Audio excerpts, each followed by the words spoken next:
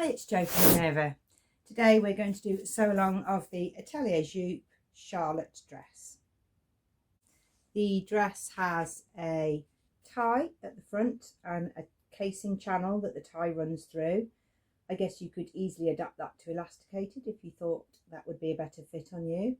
It's got a shirt hem and set-in sleeves, and you can also make the top called Lou.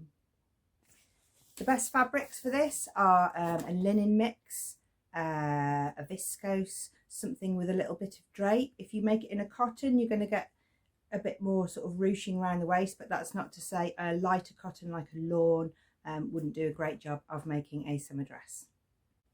The fabric that I've chosen is a viscose because I want that sort of draping around the waist, and I don't want the waist to be too bulky, so I'll get that's a good shot there to show you if it's tied around the waist then it will hang. It's got quite a bold print on it, but as it's a shift dress we don't need to worry too much about breaking into that bold pattern because we've got the whole of the front and the back to showcase the florals. If you've not used an Atelier Jupe pattern before, it comes with a fantastic booklet in 3 languages. So it feels really thick, so it's not that many instructions. You go to the English part of the back if that's your language, and it's got lots of useful measurement information so you can get the right fit. It's got the fabric requirements, and it has a cutting list, because with all Atelier Jupe patterns you'll need to trace off your pattern because the pattern sheet is just one sheet and it's double-sided and overlapping, but that means you can really get the right fit and maybe keep that pattern for a longer period of time because you haven't cut into it. It's quite a simple sew, good for beginners. I know sometimes an indie pattern is a bit off-putting for a beginner because they are not sure what they're going to get in their packet, because each designer has their own individual instructions and ways of working, but an Atelier Jupe pattern has fabulous instructions and really simple design lines that mean you can make something quite easily. In order to cut out your fabric, think about whether you're going to fold your fabric in half or whether you're going to fold 2 selvages into the center so you get 2 halves, because then you'll get the front of your dress on one fold and the back of your dress on another fold. Just to whiz you through the cutting instructions, I've speeded along cutting so that you don't have to watch me cut out.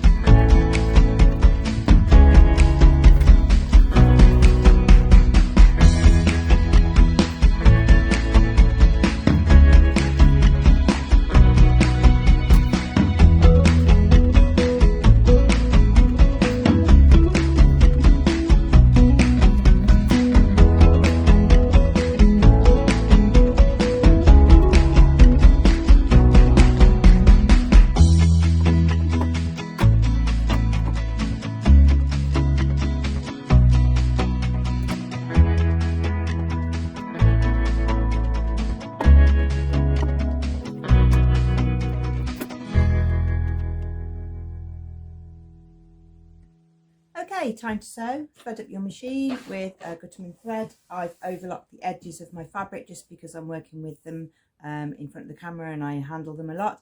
And make sure that you've got all of the markings transferred onto your pattern, especially where the waist tie goes, and that needs to be on the right side of the fabric.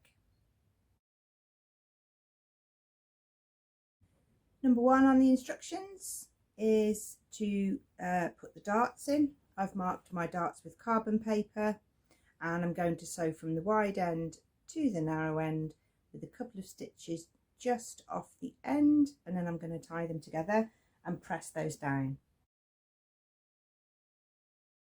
Number 2 is to stitch the dress front and back together at the shoulder seams. So you have right sides together, and you're going to pin the shoulder seams so that you've got a front neck and a back neck, and then you're going to press those shoulder seams open. When you've sewn the shoulder seams, it's then time to sew the side seams. So there's notches to match up along here, and if you are doing the shirt hem at the bottom, the curved hem, and you haven't cut it off straight, there's a notch where you need to stop sewing so that you get the curved hem. So next, sew the side seams.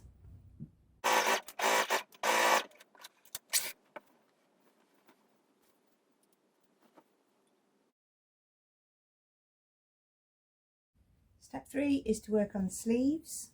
So you're going to put the sleeve right sides together and match the underarm side seams. And you're going to sew along here and press it open. That does mean that you'll need to set the sleeve in. You can put the sleeve in with the side seam open if you've not done that before. You can put all the sleeve head into the sleeve now and then sew up the side seam, or you can sew the side seam and then ease the circular head into the circular arm side. Now it's time to set the sleeve into the armhole, and I'll show you how to do that on a flat surface. It's really important that you put the markings on the sleeve.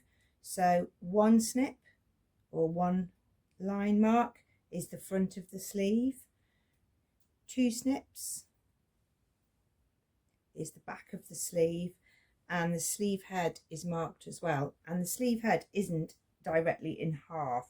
So don't just fold it in half and guess where it is, because it's not here at the halfway point, it's actually over here. So make sure that you get your back piece matched up to the back armhole. If you can put your pins with the glass head pointing out, then you'll be able to move this around the machine without stabbing yourself. So the first thing to do is to match up the notches, and that helps to show you how much fabric you need to ease in each place. Oops, wrong notch. And then you can carry on putting pins in all the way around, but you will have excess fabric to ease in. So you can see along this seam, this is my dress seam, I've got to get rid of all of that. So I've got to really kind of make tiny little ripples in the fabric that don't cause a pleat. Now, when you put this under the machine, you're probably best to baste it yourself, because then you can just pull the threads a little bit and take in some of that slack, and it'll give you a really nice smooth armhole. Don't be tempted just to gather that and put it in tightly and snuggly to fit. The easing gives you shoulder room. So already, look, without any gathering stitches, I've managed to distribute that fabric along there a little bit already. I'm going to keep going, and the secret to putting a sleeve in is to keep adding pins and pins and pins. And that's why you want the pins to be pointing outwards, because you're going to be removing a lot of pins while you're sewing. If you're new to sewing, of course, you can tack your sleeve in, and then you'll know you're not going to get any little bulges. Just on there, as you're going to keep easing your 2 sleeves in. Once the sleeves are inserted, you can then hem the sleeves with a 2 centimetre seam allowance, so you can overlock and flip over, or you can double that over twice to enclose the raw edge, and then we can move on to the next part.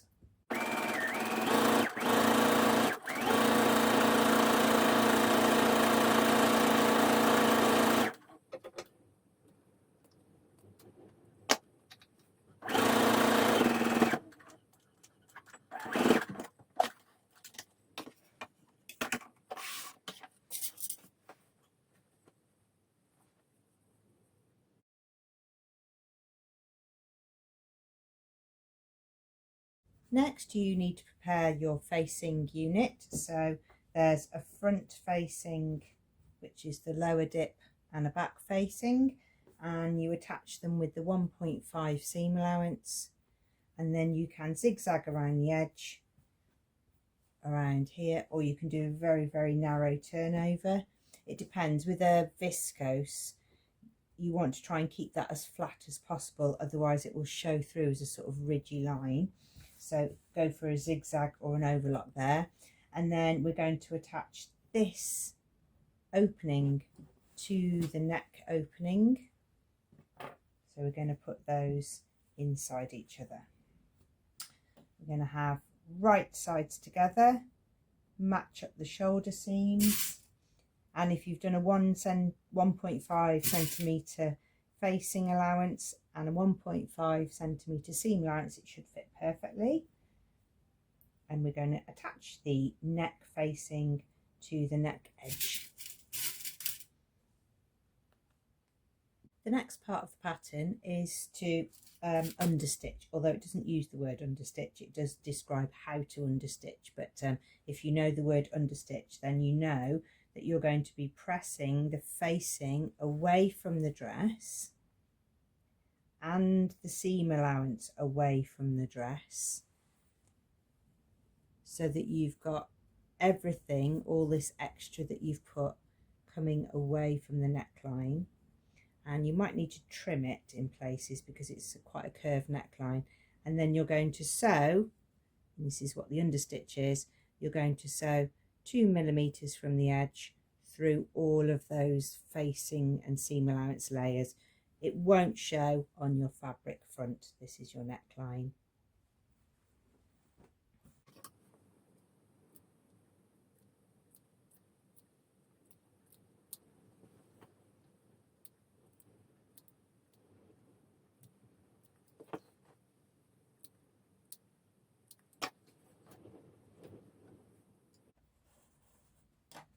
When you've pressed all the seam allowance away from the dress, you should have a nice little stack there of everything that needs sewing together, and you're going to keep that really close to the edge without ripples.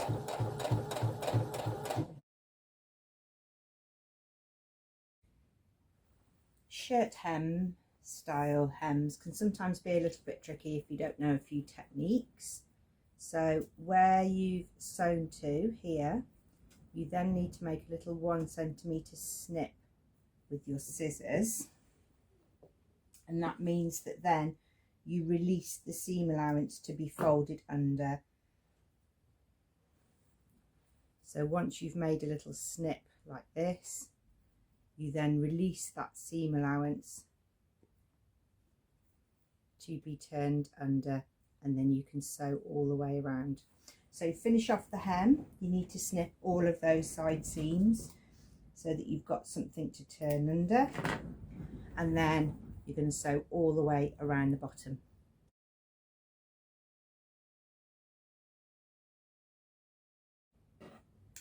After the hem, it's time to finish off your dress. This is the last stage, so you're going to put a casing on. You could adapt this.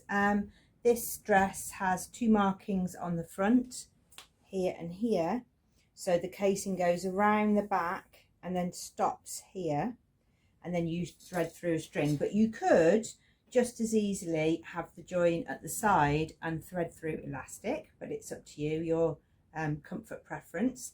So the first thing to do on the casing is to fold 2 centimeters under and press it, and then fold the end over as well by 1 centimeter and press it, and that's the casing prepared. And then the casing is going to go on the outside of the dress. Sometimes you get casings on the inside, but this one's going to go on the outside.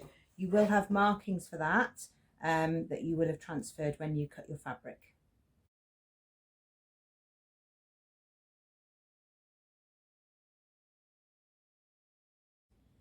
Once the casing is attached, you will have a little gap at the front, and in the notions it says to thread with ribbon, but actually I had a little bit of fabric left over, so I've made a tie to match. So then you can thread your ribbon or tie through the casing on the outside, and that's your dress finished.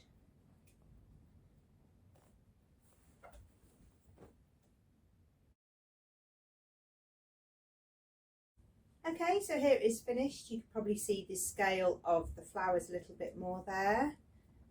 And I added this tie belt, but you could add a ribbon, pick a ribbon colour. Black would look quite good. And then the back has the tie casing on the outside. So you can take that, cinch that in as much as you like. It's got those, it's got some good bicep room. Sometimes tops can be a bit tight around there. The shoulders are the right width and the facing's lying pretty flat. It's a really nice work dress. You could put a jacket on top of that and get a different look, or you could wear it in the summer with tights. At the moment, summer with sandals. At the moment I'm wearing tights and boots, and it's also making a really comfortable dress. The viscose is lovely to wear. It's sort of really silky. So that's the Charlotte dress by Atelier Jupe.